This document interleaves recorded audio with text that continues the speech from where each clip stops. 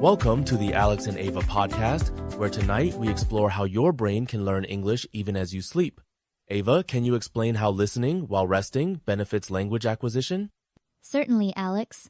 Studies show that our brains continue processing sounds during light sleep stages. This means gentle English input can reinforce vocabulary and pronunciation subconsciously, much like how children absorb language naturally.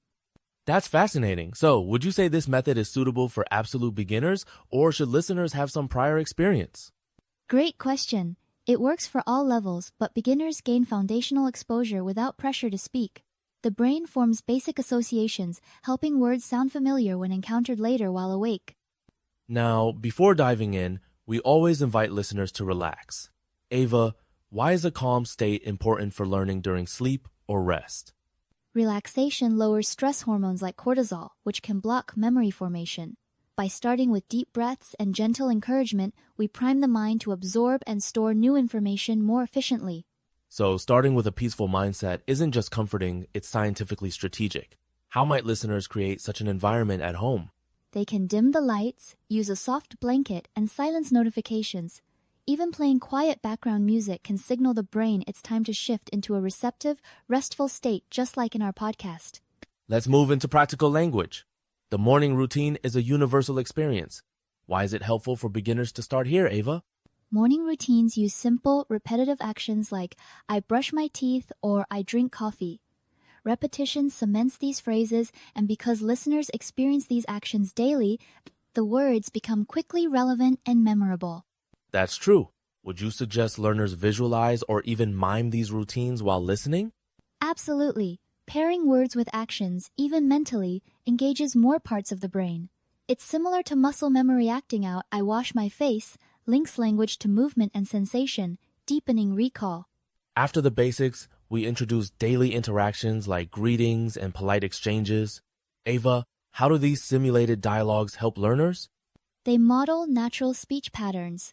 For instance, hearing, "How are you?" and practicing responses like, "I'm good," thank you preps learners for real-world encounters.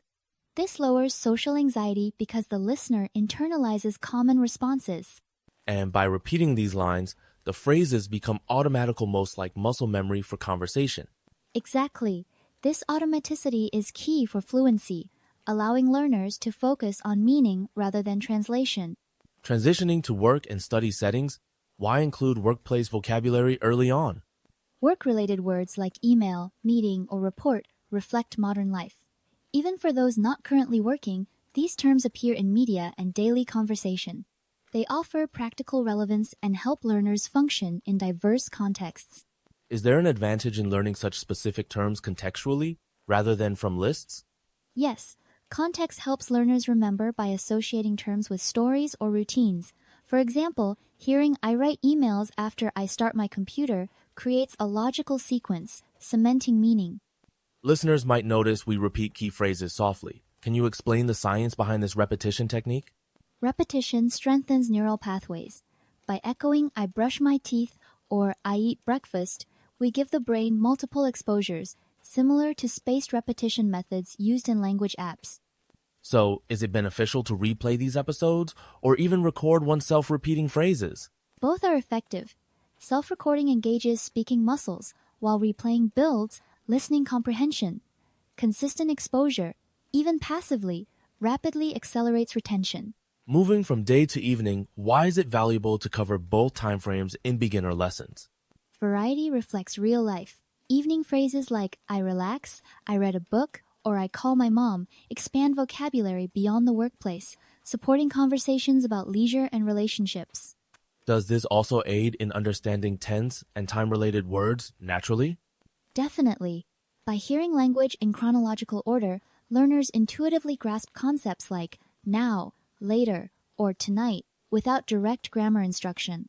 Ava, many segments include positive affirmations. How do statements like I believe in myself impact language learners psychologically? Affirmations counter self-doubt and foster a growth mindset. Research shows that learners who self-affirm are more persistent.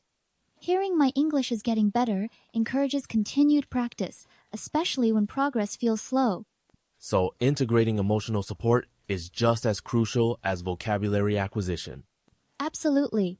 Confidence can be as important as competence in language learning. Let's talk about the specific sleep-related vocabulary introduced, like pillow, quiet, and dream. How does thematic grouping help memory?